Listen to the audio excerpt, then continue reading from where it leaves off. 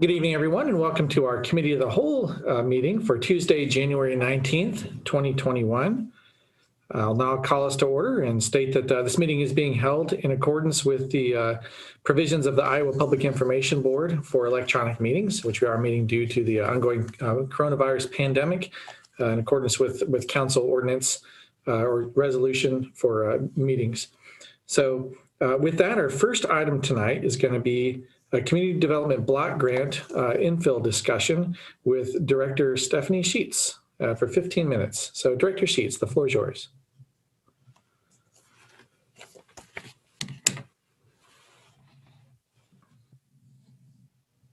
And we don't hear you just yet, so you'll need to unmute.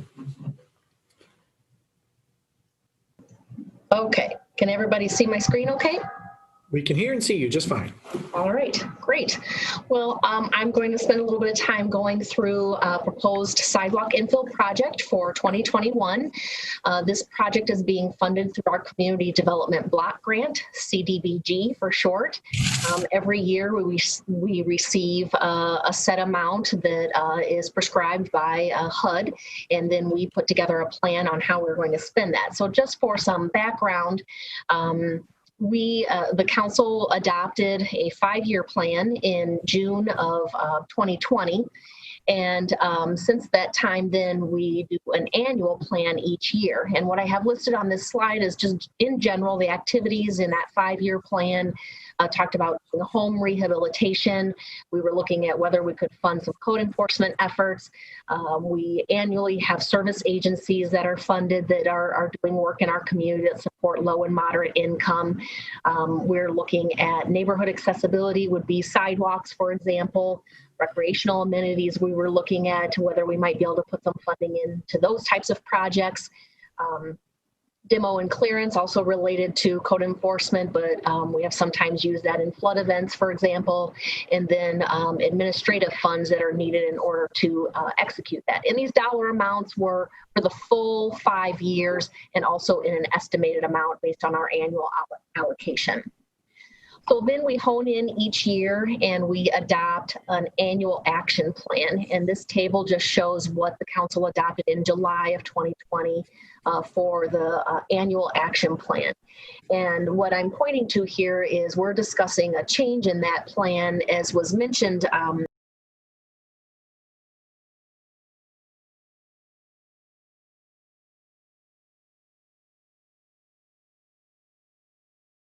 what would be an eligible project with HUD. And that was not successful in talking about potential projects. And so we're looking at switching gears and moving into doing a sidewalk infill project. We did a sidewalk infill project last year and it went pretty well. And so we just wanted to shift gears to move into that again this year. So that's really what I'm going to be talking about.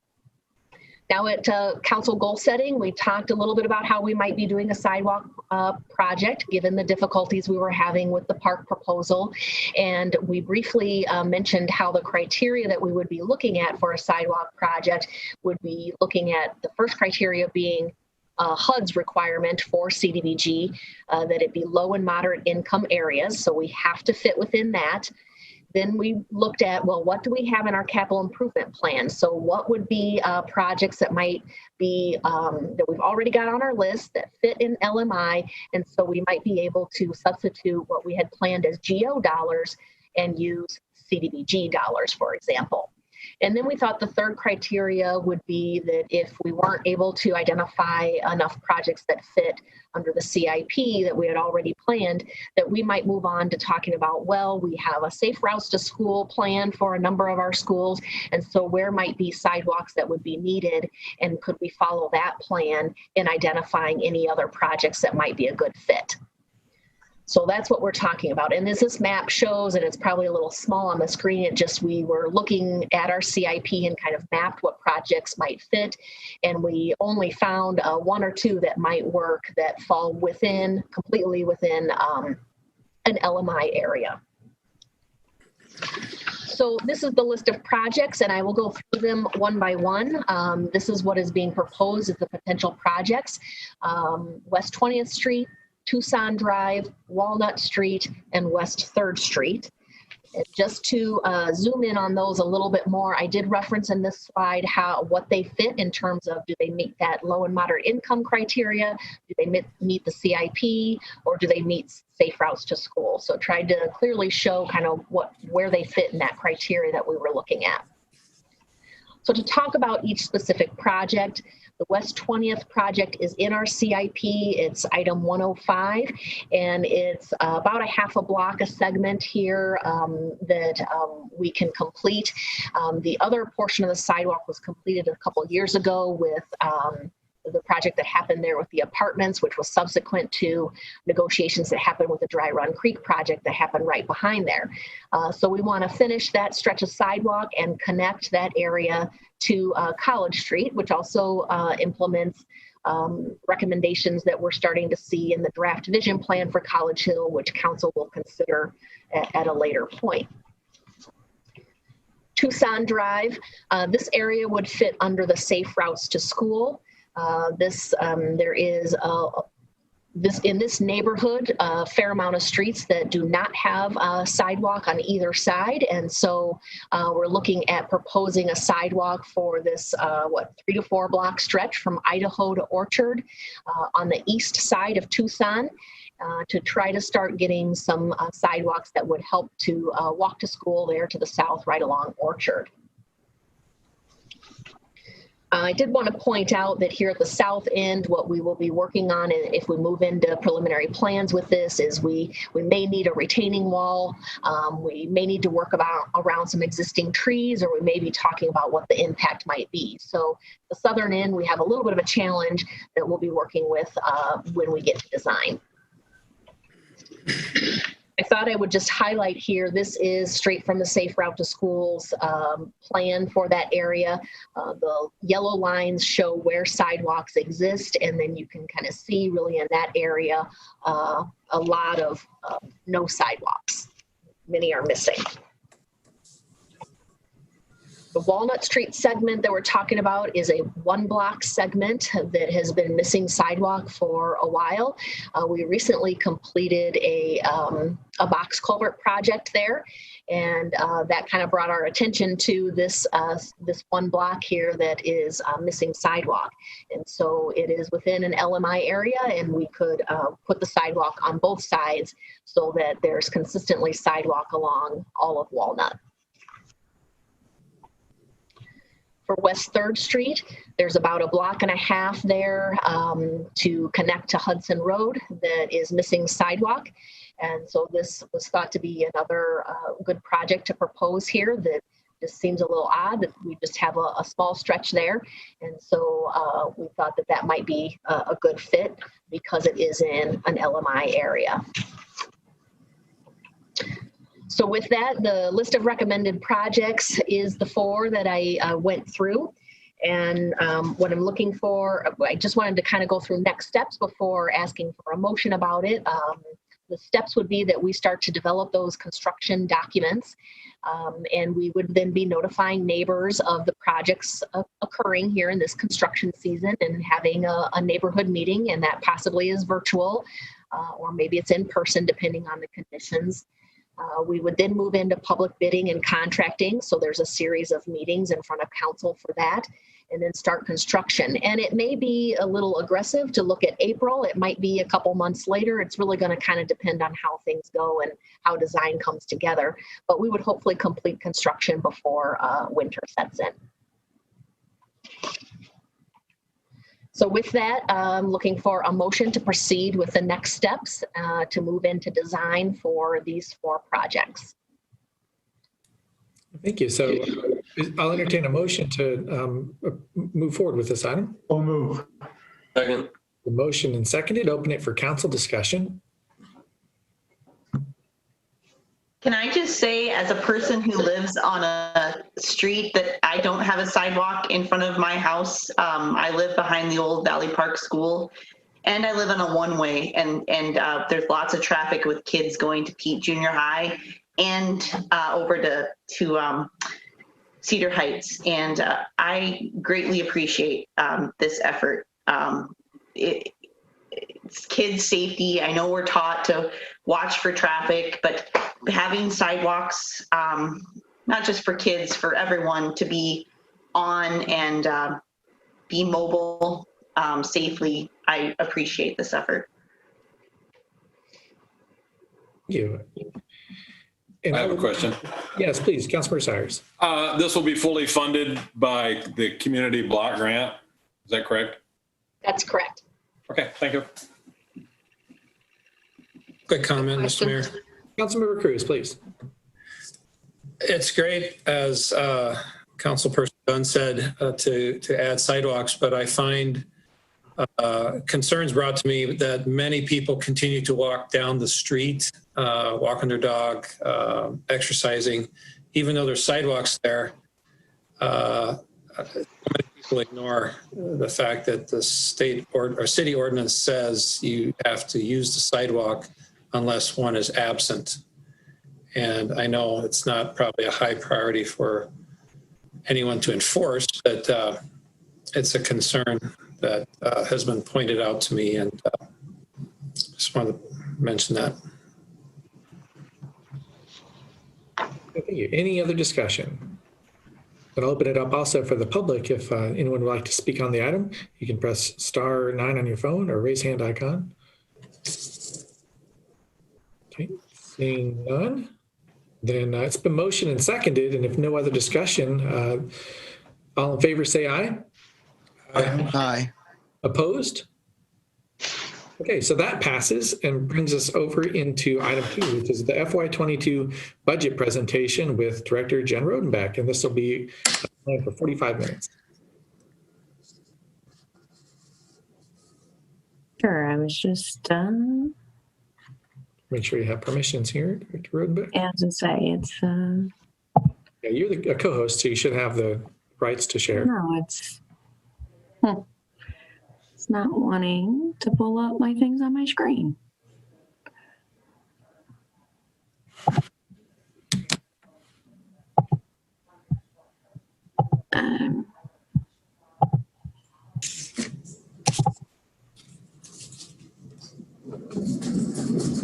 Something different here, Mayor.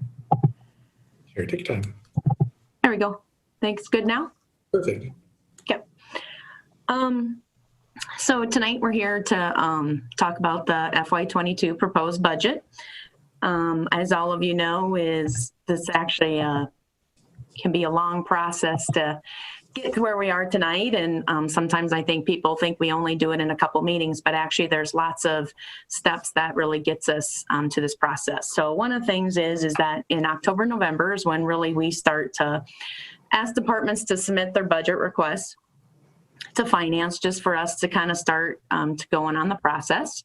In November, actually, one of the things that's a real big step in the budget process is the city council holds goal setting, and that really outlines for staff some of those goals. You know, what are you looking at for cash reserves, budget limits, TIF, CIP, long-term debt, and so that really kind of helps us guide developing the budget. In December, by December 1st, we also have to certify our TIF, which sometimes what is always difficult with that process is we have to do that before we even know all of the factors for our budget. But unfortunately, that's the deadline we have to go by. And in January, we have the CIP that we bring and it gets approved. We're also receiving our valuations from the county and starting to finalize our revenues that we know we'll have. And then really that brings us to February, where the city council would hold the public hearings on the maximum levy dollars and the budget. And then, of course, we need to file the budget by the March 31st deadline. So one of the things that you may recall last year we talked about is the state of Iowa actually put in some new procedures for the budget last year. And one of those things is there's this additional hearing, and that's this additional hearing for the max levy dollars. And if you have more than a 2% increase on those max levy dollars, you have to have a supermajority vote. So the resolution establishing this max dollars has to be posted on the website and all of our social media pages. And so really what this did is it added an extra hearing. We used to always have a budget adoption hearing, but now again, we have a hearing on the max levy, and then we'll also have to have a second hearing actually adopting the budget. And And then they did extend the deadline from March 15th to March 31st. So again, those are just a refresher what some new things were last year. One of the things that I think we always like to talk about when we give the budget presentation is just kind of reminding people that there's really three kind of factors that go into determining what you have to pay for property taxes. You have the valuations, the rollback, and the tax rate. And the only thing that really the council has any control over is the tax rate. So when we first talk about valuations, those are set by the county. And so for our FY22, we did have our assessed valuations, which is the 100% value, did increase by 74 million, or just a little over 2%. And you can see where that came from. Residential is 50 million, commercial industrial 34 million, but unfortunately we actually saw a loss in our multi-residential properties. And again, this is the 100% value. This has nothing to do with rollback yet. And so that gives us our net increase of 74 million. And again, these are all set by the county. One of the things that you hear sometimes when we talk about the budget is sometimes the county will do a revaluation of property. But they usually do that in the odd years. And so for this, since this is for fiscal year 22, there was no revaluation. And really just so everybody understands what that means is if I have $100,000 house, the value stayed at 100,000. Unless I did something, of course, if I put an addition or something on, but there was no reassessment by the county. So your value of your home stayed the same. So that really gets us to the second piece, the rollback. And that's set by the state. So again, nothing that the city has any control over. And so what you'll see is for the residential rollback for FY22, that's at 56.41%. So it actually went up from FY21. And this you can see by the chart that this really has been fluctuating over the last few years. It kind of goes up really for the past 8 years, kind of go up, but down every other year. So when the residential rollback goes up, which it did for FY22, really what that just naturally does is going to shift that property tax burden over to residential. So if everything's the same, residential will end up paying more because they're getting taxed at a higher percentage on their valuation. Obviously, why in Cedar Falls we're always talking about the residential rollback, as you can see, about distribution by our properties, over 75% of our value in Cedar Falls is residential. And that's actually unusual for, bigger cities in Iowa. So again, we're always interested in that. Now on the commercial side, the rollback for commercial properties actually will be staying the same at 90%, the same that it was for FY21. So there's no change there. But you may recall a few years back that when the commercial rollback went from 100% down to 90, there was this thing called backfill that the state said they would basically guarantee what we lost, they would backfill. And they guaranteed that for 3 years, 15, 16, and 17. But then after that, there was no guarantee that the state would do that. And you can see for Cedar Falls, that number is just a little under 600,000. And so what we've done since FY17 is, since it's not guaranteed, we do not include that in our budget. So we assume we're not going to get it. And then if we do get it, we'll use it for a one-time capital project. And so that's what we've been doing since fiscal year 18. The other class of property is multi-residential. And you can see that this is the one that really has been decreasing. The same time that the legislator changed commercial rollback, they also changed multi-residential. They created a new class of property. And what they did at the time is they also said that eventually that'll get taxed the same as residential, but they're going to phase that in over 8 years.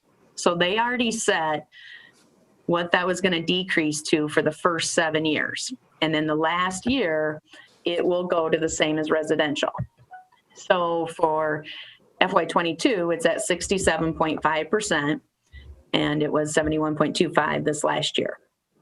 And so we only have 2 years left. And, really though, what's kind of hard about this class of property is you may recall when I just showed those assessed valuations, the assessed value of multi-residential went down, plus the taxable value also went down because of the rollback. So it's kind of a double hit on our multi-residential property. Then we finally get to the piece that really the council has control over, and that's the tax rate. So what we're coming here tonight to propose is decreasing our tax rate from 1143 to 1138. And so it's a decrease of 5 cents. And of course, that's always on per 1,000 of taxable value. Now, what you'll see is when you look at the tax rate for the past 7 years is it's kind of follows the rollback. You can kind of see it goes up, down, up, down, up, down a little bit, kind of back and forth. And again, that kind of follows that rollback. Just to kind of give you a perspective of where do we sit with the 20 largest cities in Iowa, you can see that we have the 6th lowest tax rate. Now, as we'll get to later, I understand tax rate isn't the full picture, but at least gives people perspective about where we do, and you can kind of see where the other cities fall in that category. But one of the things that we always talk about is this chart, and many of you see this frequently, is that we always like to use this chart because we feel like it really tells the true story about what's going to happen to your property taxes. We could come tonight and say that the rate went down and try to say that, so see, we're decreasing your taxes. But that's really not true, just because the other factors we went through. So one of the things we like to illustrate is for residential, if you have a $100,000 home, since the rollback went up, but the rate went down, the net effect is really just a little less than a 2% increase on your home. Now, sometimes I know people will say, well, why do you use 100,000? There's not a house in Cedar Falls that's worth 100,000. Well, for us, why it's always nice to use is because it's just kind of easy math. That if you have a $300,000 home, you can easily multiply that by 3 and get what yours is. So the percentage increase is the same no matter your value, but the changes in taxes paid, you can see in a $100,000 home that's really $12 a year that your increase would be. Again, I have a $300,000 home. I would multiply the $12 by 3 to get to mine. Now, on the flip side, when we talked about shifting that tax burden onto residential, so you may recall too that when we set a tax rate, we're setting the tax rate for every class of property. We don't get to set a rate for residential, set a rate for commercial.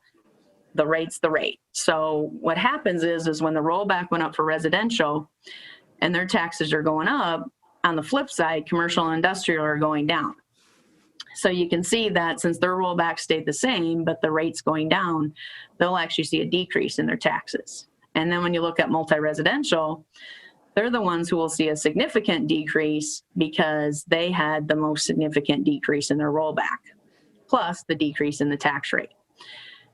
So again, this is what kind of when we talk about shifting the tax burden back onto residential. And one of the things that I want to show too is that just kind of a reminder of what happened last year. So really the opposite happened last year.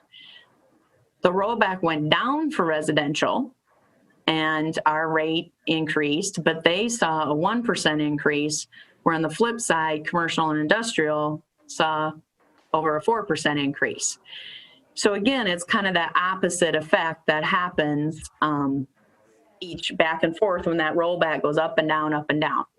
So even though for us, we try to keep that residential increase below the CPI, the struggle this year is obviously the CPI is pretty low. It's at 1.4% right now, but when it's automatically getting shifted onto residential, it's kind of tough to keep that percentage at the CPI when the other ones are all seeing a decrease. So again, that's what kind of, unfortunately, is what happens again when that rollback goes up and down. So again, the true picture for this year, the proposal as we have it right now, is that residential would see slightly less than 2% increase. Now, on the flip side, one of the things that this is what we're talking about was the new step that the state created it's this max levy resolution. And it's really showing, what did you ask for property taxes last year? What are you asking for property taxes this year? And you can see that we're actually decreasing our total tax asking. Again, but because that rollback puts it on the residential and others are seeing a decrease. Now, the other thing that I always, I know last year I really wanted to keep explaining is that also the problem with this new form by the state is it also doesn't show the total rate.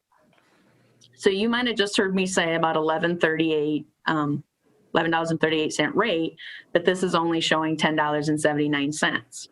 unfortunately, this max levy resolution is only for certain levies. For instance, this doesn't include the debt service. Now, I think from a staff perspective, and probably for council members too, what's frustrating about that is now it's one more thing we have to try to explain. That we're really proposing $11.38 rate, but this resolution only has $10.79. And so, but again, but the theory is still the same about the overall tax asking, that in fact, we're asking for less property tax dollars this year than we did last year. So just to kind of step back, and that's really what the effect of what we're proposing, but just some other budget factors. So one of the things that again, these are policies that, we get from goal setting and try to incorporate into the budget is continue to set aside capital replacement funds in the general fund, continue to not utilize the full trust and agency levy so for FY22, that was about $800,000. And what I mean by that is we could have levied more dollars benefits in our trust and agency, but we didn't have to. We could levy it under our $8.10, our general levy.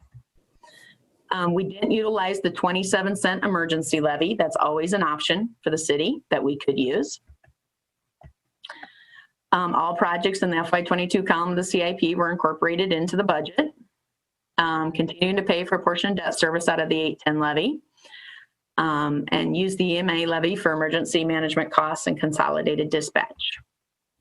Just a little bit about salaries and benefits, just because they're a big part of our budget. You may recall when we settled 5-year contracts with our unions, how the raises were going to work after the first 2 years is it would be the CPI plus 0.75%, but that would equal no less than 2 and no more than 3. So the good thing for FY22 is we know the max will be 3% that the union, we would settle with them. One of the things also in the FY22 budget is we did not factor in an increase for the health insurance. Again, we're still in that contract where those health insurance rates were established with the union.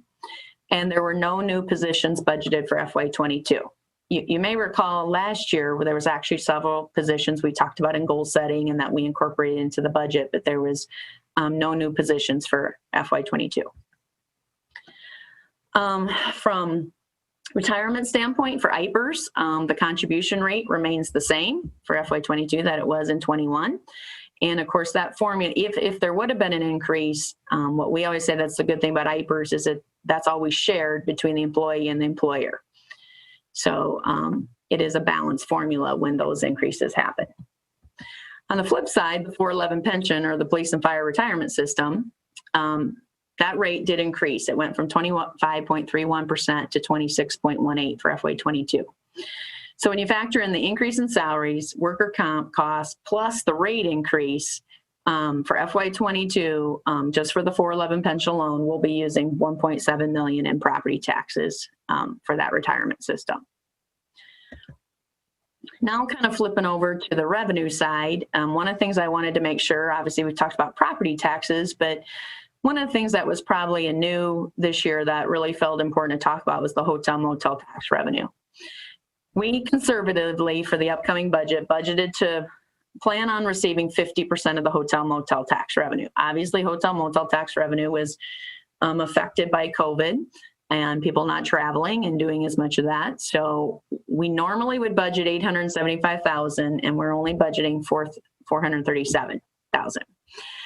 Now by doing that, it does impact the support for parks, culture, and tourism. And it also has an impact on outside agency funding. And so you can see that one of the things that we have is for our community betterment grant is there's 7 agencies, but in total of only 15,000. So that's only half that would have been for this last year. Also for economic development, we'd be looking at funding 3 agencies for just a little under 37,000 and no funds for facade improvements. Again, that's about half of what we distributed last year. In other outside agency funding, the Health Trust is not recommending any projects to be funded. For block grant, you heard just a little bit about block grant. We do have agencies, about 42,000 that will be funding for them. The band, our municipal band, everybody may remember that Cedar Falls is actually one of the few cities in Iowa that has a band levy, and they did request $35,000, the same as this past year. And Met, our transit, did ask for a 3% increase, and so that's included in the budget, and it's just about $426,000 that is budgeted for FY22. So just kind of recapping kind of the summary of the budget is, obviously we're always looking for a balanced budget. Less than a 2% property tax increase for residential. There will actually be a property tax decrease for commercial and industrial, and a property tax decrease for multi-residential. But one of the things that we also look at is, we're not only looking at the FY22 budget, but we also want to make sure, are we putting ourselves in a place for sound base looking forward? I think for everybody, we all understand that most people don't want to see, severe declines in their tax rate, and the next year severe jumps in their tax rate.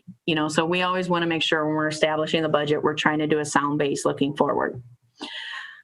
I think one of the things we have to always look for is to continue to watch our growth and expenses compared to revenue. We always kind of like to show that, we want those to kind of go hand in hand. We don't want to see operating expenses dramatically increasing when our taxable revenue may be decreasing. So you see that these lines kind of follow each other. Also looking forward, we know we have the concerns about the multi-residential. Next year in FY23, I think that'll be going down to like 63%. And then the next year, the final year, is really going to be that drastic decrease when it goes down to residential, which currently is at 56%. So we know that's lost of revenue to the general fund. We also know that backfill is not guaranteed for FY22. Continue to watch the residential rollback factor. Sewer and stormwater rates will need to be monitored, and rate increase studies performed this next year, because you may recall that we did do increases a couple years ago, but we did those for 3 years or 4 years. So we'll be looking at those again. And I think we just have to continue to watch revenue impacts due to COVID. I think there was a presentation this past year about, road use taxes, hotel motel taxes, local option, rec fees. I think those are things that we're going to continue to have to watch those impacts. And then I think the other thing looking forward, and as we get to the point where we'll be bargaining for union contracts this next year, is really looking at our health insurance costs. Unfortunately, those are costs that have been very high over the last handful of years. Fortunately, the city has had reserves to cover a lot of those losses in our health insurance fund, but we will be to a point that we'll have to look at that next year about, do we need to start doing something different with our health insurance costs? The one thing that we always want to make sure, and we'll talk about, is what tools do we have out there? If there's lots of increases in expenses, what do we have out there that would kind of be our tools? And some of those I mentioned the trust and agency. We actually didn't have to levy that at the maximum, so we could move all that to the trust and agency. But obviously that still means when you do that, that's still a property tax increase. But it is an option we can use. Continue to save up capital replacement funds for capital projects, so we don't have to, send or sell general obligation bonds for all of our projects. Continue to save the TIF release for future economic development. Other things are debt service out of the general fund. We can always move that to the debt service levy, but again, that's a tax increase. We always have the option to levy the 27-cent emergency levy, which could generate $530,000, but again, 27 cents would be added to our rate. And I think, we're fortunate that we have CFU, who's committed to a financial partnership with the city. So I think those are all tools that we have moving forward. So just before we get to questions, Mayor, I just wanted to quickly kind of go over the schedule. So, obviously wanted to give a presentation tonight to show you what's being proposed. And then really what's on the council agenda later for tonight is to set the public hearing for the maximum levy rate. And then we would publish that maximum levy rate after tonight. February 1st, we would hold that hearing for the maximum levy dollars. Then we'd, on that same night, set the public hearing date for the approval of the budget. And February 15th, we'd hold the public hearing on the budget. And then, of course, we would certify the budget to the county before the March deadline. So with that, really tonight is what we'd be looking for is setting that maximum levy dollars for a little over 21 million. It's really setting that max levy rate at $10.79. But again, remember that's only for applicable levies. So the total rate actually will be $11.38. So with that, Mayor, I think we're to questions. Mr. Mayor, Council members, any questions? Councilmember Cruz, please. do we have a running percentage on the hotel motel tax? You set 50%.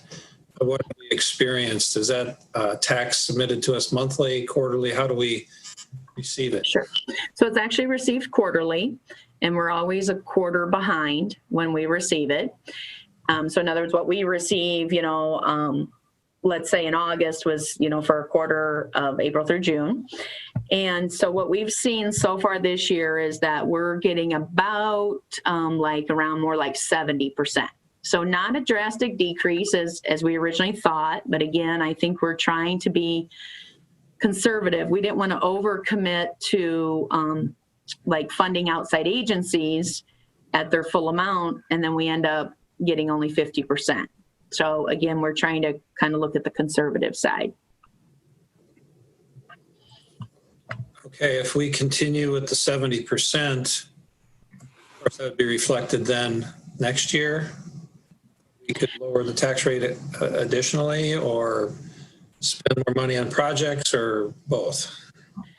Well, I think we'd have options. I think just like you said, Mr. Cruz, I think a couple things. One is we could, if we get more than the 50%, we could save that, so to speak, and help. We can either help offset some operating costs next year, like in our parks or cultural. We could save it and use it for capital projects, or we could determine that maybe we want to distribute it all out. If we get 70% or 100%, do we want to go back to those outside agencies and say, you can apply for the rest of it? I think those would be all options we would have. So for my benefit and the public, what are we allowed to use that money for? Is it Sure. just anything or specifics? So the actual resolution says 50% for visitors and tourism. So that right off the top, we know we have to do that. The other 50% can be used for a combination to support, and I don't know the exact wording, but it's like cultural, parks, recreational activities. It's kind of an all-encompassing, but that's why you'll see is that we do the 50% for visitors and tourism. We use that remaining amount to support the Hearst Center, the parks. I'm trying to think, we have our, the way it came for like the outside agencies is because we know those are things that are community betterment. They're helping the community. So that's how that's broken down for the hotel motel tax. So at the reduction, our city parks, our budget is hurting, you might say. It's more specific. Right. That would have also contributed to what the necessary, property tax would have been, is because just by its nature, you didn't have as much hotel motel to help offset the park's operating costs or capital. So I think those decisions about what do we want to do with the hotel motel tax are probably something we'd be looking at, I'll say a year from now, because that'll be about halfway through next year's budget. So that seems like that would be kind of the reasonable time till we might have a better idea of what's actually been collected so far and say, okay, now kind of based on that, where do we think we're at? So this brings another question. The hotel motel tax is for the park's operating budget as opposed to capital improvements for the parks? Well, we really can do it. We really can do it anyway. I mean, it just says for support the parks. What we've chosen to do over the years is, I will say, use it more for capital items. But what I mean by that is things like, is it like tree replacement? Is it shelter replacement? My point I'm getting at is some people may see those as operating costs and some people may say those as capital costs, is replacing park shelters just part of our normal course of business, and that's an operating cost. We kind of see that as a capital cost because, of course, we're building a structure and doing that. Be something you would typically depreciate out if you were a for-profit. Right. And that's why you'll see on the capital improvements program, right, there are projects identified right on the CIP that will say like hotel motel tax dash parks, hotel motel tax dash tourism, hotel motel dash trails. You know, we're trying to identify those on the CIP. Okay, thank you. Other questions from council? Okay, seeing none for the moment, we'll open it up for public comment or question. If you'd like to speak on this item, press *9 on your phone or the raise hand icon. So I see Mr. Skane has a question or a comment. Go ahead, Mr. Skane. Just name and address for the record, please, sir. Yeah, I am very interested in the partnership with the Cedar Falls utilities because I have followed it over the last few years, and it seems like everything that would ordinarily be paid by taxes have been moved to the utilities, and then when that money accumulates, then it is transferred from the utilities to the capital improvements or general fund. And so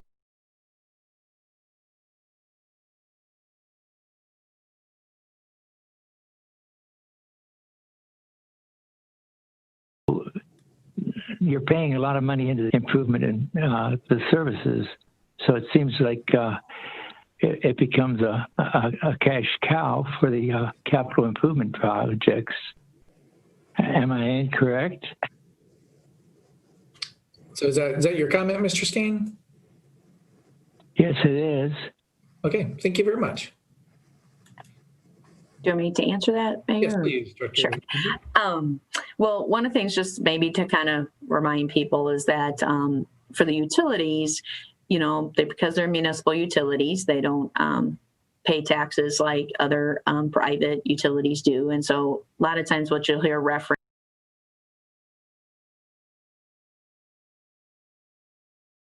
And so one of the things that you may have to remember is that people may, so what happens every year is that the CFU does contribute. Happens every year is that this year we have projected about 1.5 million. This year we have projected about 1.5 million to our general fund. But again, you have to kind of keep in mind that those are costs that the utility may have had if they were private and would have to be, you know, paying taxes. So that does go, so because they are a municipal utility, that does go in the general fund, and that is supporting all of our operations, you know, whether that's police, you know, public safety, parks, library, that transfer from the utilities is helping that and is helping then obviously to keep our tax rate down as well. Thank you, Director Rodenbeck. Any other questions or comments from council? Could I ask Jen a question about the utility? Do you know how our utility rates compare to other? I mean, you've got our tax rate, you know, Sure. compared to other cities. Do you have any idea about our utility rates? I know that's not your thing, but. Well, kind of just going off a little memory, I know that they oftentimes when we've had joint meetings between the city council and board of trustees, I think they've showed some of that. I think, you know, they always show, I want to say that it's water rates that are very competitive. I seem to recall they're very much on the low end of those rates. I don't know specifically off the top of my head. I think electric has always been very competitive. Gas. I know one of the things that we've talked about before, just from CFU staff and city staff, is we know it is also a partnership as it relates to economic development. You know, that when we try to get businesses here, we know that they're looking at everything in business. You know, it's not just about property taxes. They're coming here and they're wanting to know what electrical rates are going to be for them, water rates, whatever their business is. And so I think for CFU and city staff, we understand that it is kind of good to work together. And if we can all kind of boast those low utility rates, low property tax, those are just helping us with economic development. But if that's something you want me to follow up and get for you, No, I can sure do that too. You made the exact point I was hoping you would make, so thank you. I do have a question, Mr. Mayor. Yes, Councilmember Cyrus, please. On Cedar, I think what maybe Dr. Skane was referring to was there's a street light fee Sure. on the Cedar Falls utilities on the bills that we get, and everyone pays that. And I believe that used to be paid with tax money, the street light bills, but they've switched that over to Cedar Falls utilities. We all pay an equal amount, which I don't think is quite fair. Due to the point that some people who make less money pay the same as others who make more money. And that streetlight fee goes to people who live in private communities where the streetlights are paid for by the private areas. And that does seem kind of strange to me, how Cedar Falls Utilities will pick up that streetlight fee when it should be something paid by the city, I believe, and then they reimburse it to the city later. It's kind of almost a bait and switch, but not quite. How do you feel about that? Sure. So several years ago, we came to council to talk about this idea of street lighting. And, I think what was kind of confusing is probably at the time, and, you can probably understand this, Mr. Cyrus, is that, some people were confused the other way. They kind of thought, well, how is street lighting part of my property tax bill? But it seems like it's the utilities who's in charge of street lights, So I think there was kind of confusion both ways. And so one of the things is that we broached CFU about is, this seems to be more a Cedar Falls utility function, street lighting. So instead of including it in the property taxes, is it better really to come over as a fee through CFU? Now, I think the part that maybe wasn't exactly right is that they don't then reimburse the city for that. In other words, they don't collect it for us and then they give us the street lighting fee. They're collecting it and then they're using it for street lighting costs. And so that's right in their electrical that they're doing that. I think the other thing at the time when we came to the council with that is, kind of you mentioned the fairness thing, and I think it's like anything. There's always kind of both sides. Is that you're right that it versus if I have $100,000 home, I'm going to pay less for street lighting than a $300,000 home. I think is what you're kind of referring to. But on the street lighting bill, I'm paying the same no matter what my house value is. But on the flip side, the other thing that was also happening is you have to remember all the properties in the city that don't pay taxes because they're tax exempt. They don't pay property taxes. Now they're getting the fee. So, I think that was the other thing we saw is from a fairness issue, does it make more sense that there's, again, properties in Cedar Falls that are tax exempt who are getting the benefit of streetlights, but they don't have to contribute to them, where a fee, they do. So I know for the council at the time, and I think even for the CFU Board of Trustees, it was a tough decision at the time because I think it's like anything.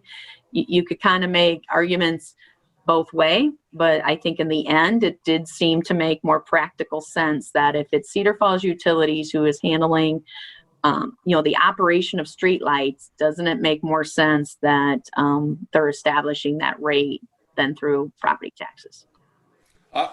I would just have the question whether it's legal, because I believe only governments can tax, and that fee, even though you call it a fee, is actually a tax. And the further away you are from the street light, the less benefit you get from it. It's just something that's always been curious to me. So I just wanted to know what your explanation was. Thank you. Sure. Or if there's we can probably pull out the presentation at the time about street lighting, and I don't know if that'd be something that would be helpful or you'd find interesting. No, you don't need to do that. Thank you. Yep. Other questions or comments from council on this item? Okay, seeing none, then the motion requested is to set the maximum levy rate for $21,200,804 for applicable taxes. Is there a motion to approve? I'll move. Second. Motion and seconded. All in favor, say aye. Aye. Opposed? Nay. So 6 aye, 1 nay, it appears. And with that concludes our committee of the whole, and will be adjourned until our 7 o'clock meeting at the top of the hour. So we'll see you then. Thank you, everyone.